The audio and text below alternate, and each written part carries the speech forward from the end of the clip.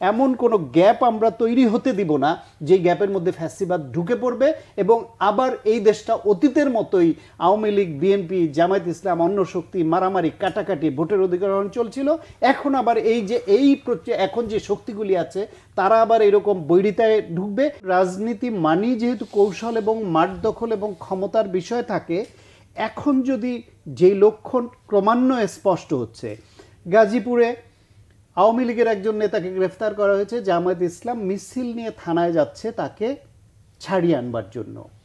ময়মনসিংহে জাসদের নেতাকে সেনাবাহিনী অস্ত্রসহ ধরে পুলিশের কাছে সোপর্দ করছে, তাকে ছাড়ানোর জন্য বৈষম্য বিরোধী ছাত্র পরিচয়ে হুড়মুড় করে তারা ঢুকে পড়ছে ডিআইজির রুমে এবং তার সঙ্গে বাগবিতণ্ডায় লিপ্ত হচ্ছে এবং নানানভাবে তাকে প্রেশার ক্রিয়েট করছে বলে সংবাদ মাধ্যমে আসছে।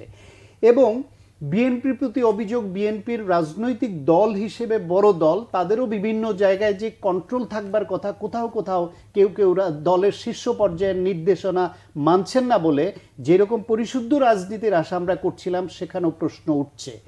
জামায়াত ইসলাম তাদের শীর্ষ পর্যায় থেকে বিএনপিকে উপলক্ষ করে কটাক্ষ করে নানান সময় বক্তব্য দিয়ে বিভাজনটাকে আরও বাড়ানো হয়েছে এবং এই ছাত্রদেরকে কে কার বিরুদ্ধে অবস্থান নিয়ে ফায়দা নিবে সেই প্রতিযোগিতা একটা কৌশলের গেম কিন্তু প্রকাশ্য হচ্ছে। ফলে এরকম যদি হতে থাকে, সেই ক্ষেত্রে যদি এই রাজনৈতিক শক্তিগুলির মধ্যে যদি দূরত্ব বাড়ে, সরকারকে যদি বিভিন্ন মহল নানান ইস্যুতে চাপ দিতে থাকে, তখন একটি অরাজনৈতিক অন্তর্বর্তীকালীন সরকার যাদের মূল শক্তি হচ্ছে এই স্টেক হোল্ডাররা, তারা যদি দূরে সরে যায় তাহলে এই সরকার দুর্বল না হয়ে উপায় কি?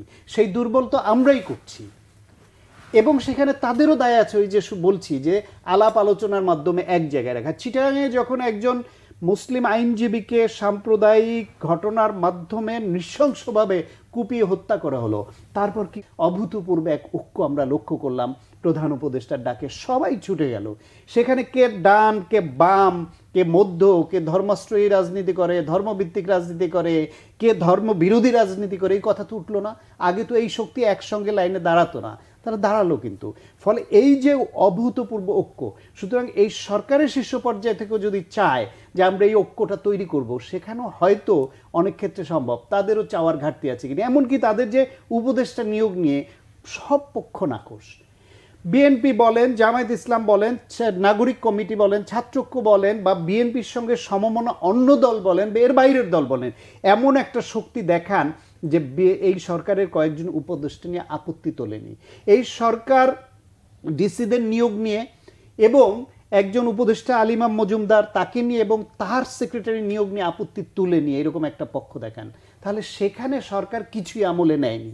এই যে আমলে না নিয়ে তাদেরকে যে ইগনোর করা, তাদেরকে যে একটু দূরে সরিয়ে ঠেলে দেওয়া, সেটা তো করেছে। এবং অনেকের মধ্যে রাক্ষোভ আছে যে এই সরকার তো আমাদের সরকার, 15-16 বছর ধরে হত্যা, হামলা মামলার মুখে পড়ে, গুম খুনের শিকার হয়ে, জীবন দিয়ে, জানমাল দিয়ে লড়াই করে 16 বছর ধরে এই রাজনৈতিক দলগুলো তো টিকে ছিল বলেই আজকে যখন ছাত্ররা ফ্রন্টলাইনে আসলো, তাদের ডাকে তাদের সঙ্গে মিশে গেল কৌশলগত কারণে এই রাজনৈতিক শক্তিগুলি, যার ফলে একটা চূড়ান্ত বিজয় আসলো। ফলে এইখানে ওই রাজনৈতিক শক্তিকেও ফেলে দেবার উপায় নাই।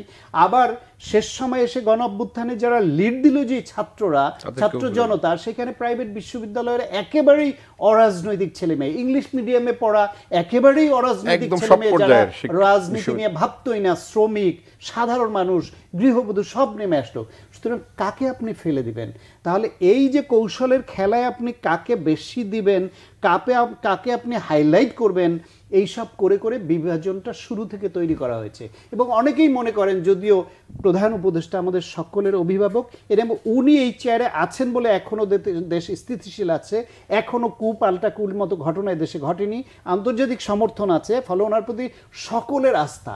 তবে তারও কিছু বক্তব্য এই সব মানে কৌশলের মধ্যে পড়ে বিভাজন উস্কে দিয়েছে। কারণ এইখানে কেউ মাস্টার মাইন্ড না, এইখানে কেউ প্রাথমিক নিয়োগদাতা না, এইখানে তাদেরকে আমরা প্রত্যেকে নিয়োগ দিয়েছি, আমরা ভালোবেসে তাদের সম্মান করে এই দায়িত্ব দিয়েছি আমাদেরকে এই রাষ্ট্রকে পরিচালনা করবার জন্য। সেই ধারাটা এবং ওই ঐক্যের সুরটা বজায় রেখে সবাইকে নিয়ে চলতে হবে। যতটুকু ড্যামেজ হয়েছে এখনও সম্ভব, যদি তারা আন্তরিক হন যে সবার সঙ্গে বসে আলাপ আলোচনা করে এমন কোনো গ্যাপ আমরা তৈরি হতে দিব না যে গ্যাপের মধ্যে ফ্যাসিবাদ ঢুকে পড়বে এবং আবার এই দেশটা অতীতের মতোই আওয়ামী লীগ, বিএনপি, জামায়াত ইসলাম, অন্য শক্তি, মারামারি, কাটাকাটি, ভোটের অধিকারণ চলছিল। এখন আবার এখন যে শক্তিগুলি আছে তারা আবার এরকম বৈরিতায় ঢুকবে। শহীদ মিনারে যেরকম গণ অধিকার পরিষদের একজনকে মারছে, কারা মারছে ভুল অভিযোগ করছে, পরে আবার বলছে না যারা আহ্বান করে নিয়েছে তারাই মেরেছে, এইসব উঠবে, এরকম পাল্টা বক্তব্য উঠবে। সেই সুযোগে এই মারামারিতে ছদ্মবেশে ঢুকে পড়বে চিটাগাংয়ের মতো, যেরকম হিন্দু ধর্মাবলম্বীদের মধ্যে আওয়ামী লীগ ঢুকে পড়ে যে হত্যাকাণ্ড ঘটিয়ে যে উস্কানি দিতে চেয়েছিল, ঠিক এইখানে আওয়ামী লীগ ঢুকে পড়বে, ফ্যাসিবাদ ঢুকে পড়বে। সেই সুযোগ আমরা দিতে চাই কিনা, এই প্রশ্নটা এখন প্রত্যেক স্টেক হোল্ডার এবং এই সরকারে যারা আছেন প্রত্যেকে নিজেকে করতে হবে।